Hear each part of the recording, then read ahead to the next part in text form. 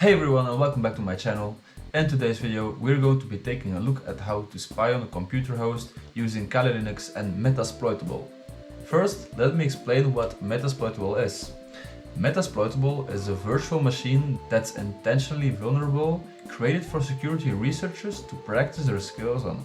It contains several vulnerabilities that can be exploited using different techniques. We'll be using one of the applications running on metasploitable called DVWA.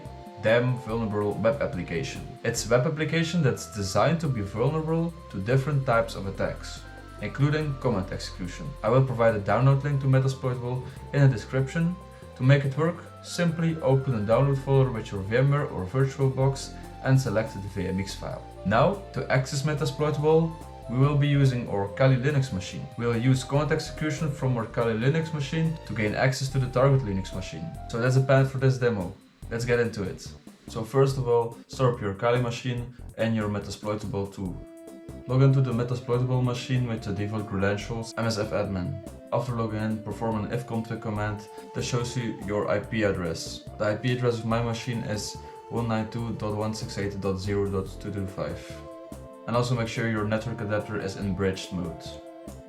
Now our metasploitable machine is in the same network of our Kali Linux machine.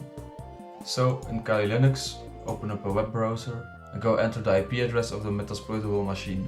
Here you have the option of some different applications. Choose for DVWA. The username is admin and the password is password. First of all, make sure to check the security level on low. By doing this, we can perform the type of attacks we want to do. Then next up, go to command execution.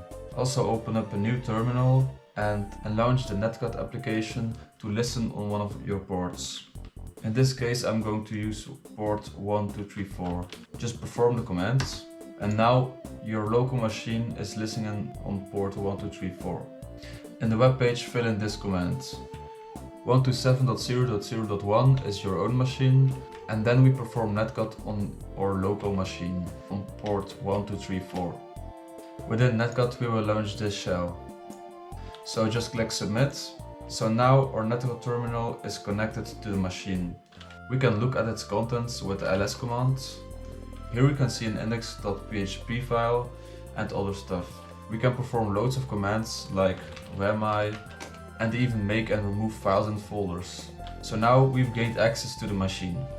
To accomplish our goal, we'll be using a powerful tool called Postenum. Postenum is a Linux enumeration tool that's used to extract valuable information from a target system. It's capable of enumerating different areas of target system, such as network, the operating system, and the services running on the system.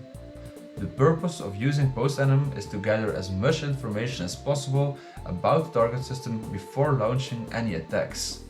This helps us identify potential vulnerabilities and choose the best exploit to use. So now install the Postenum script onto your host computer. Okay, so now we'll be hosting a HTTP server to be able to get Postenum onto our target computer. Perform this command and note that the server will be running on port 1234. So on the left we have our HTTP server from our host, and on the right we have the remote connection with our metasploitable machine. Now we will add Postenum onto our target machine.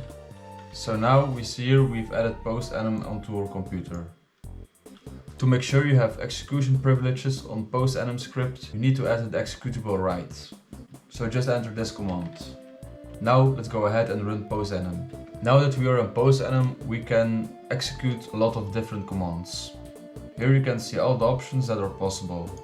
Let's go ahead and try Postenum with the V option to look at the software versions. Now let's look at the L option to look at the shell escape, environment variables and development tools. Here we can see a list of the available shells and other server variables. So, how do you protect yourself?